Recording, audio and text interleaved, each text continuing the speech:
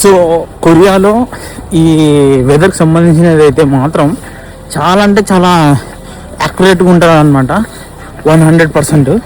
ఎందుకంటే ఏదైనా వర్షం వస్తున్నా, లేకపోతే స్నోఫాల్ కురుస్తుందన్నా, లేకపోతే వింటర్ వేవ్స్ ఉంటాయి అనమాట, చల్లగాలు వస్తుంటాయి అప్పుడప్పుడు, అవైనా ఏదైనా కానీ ముందే అయితే వీళ్ళైతే చెప్తారనమాట. సో అంత అడ్వాన్స్ టెక్నాలజీలు అయితే వీళ్ళైతే ఉన్నారు.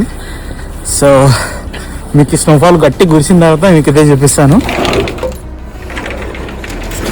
చూస్తున్నారు కదా, మొత్తం అయితే ఇప్పుడైతే వర్షం పడుతుంది. ఇక్కడ ఇంకొక 2 అవర్స్లో అయితే విపరీతమైన స్నో అయితే కురుస్తుంది. 2 నుంచి 7 సెంటీమీటర్ల హిమపాతం అయితే కురుస్తుంది అనమాట, మామూలుగా అయితే కాదు. చూస్తున్నారు కదా, మొత్తం అయితే వర్షం పడుతుంది నిన్నటి నుంచి. సో మీకు స్నో కురిసిన తర్వాత మీకు చూపిస్తాను.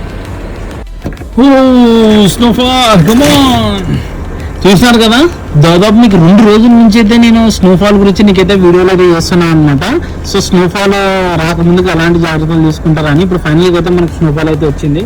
చూడండి ఎట్లుంది కదా,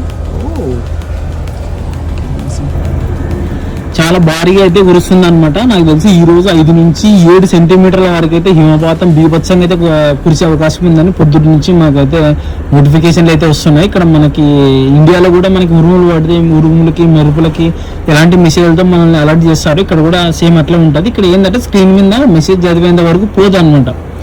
సో చూసినారు కదా, ఇదే అనమాట ఫైనల్గా ఈరోజు స్నోఫాల్. నాకు తెలిసి రాత్రి కల్లా అయితే మొత్తం వైట్గా అయిపోతుంది, బీభత్సంగా అయితే కురుస్తుంది.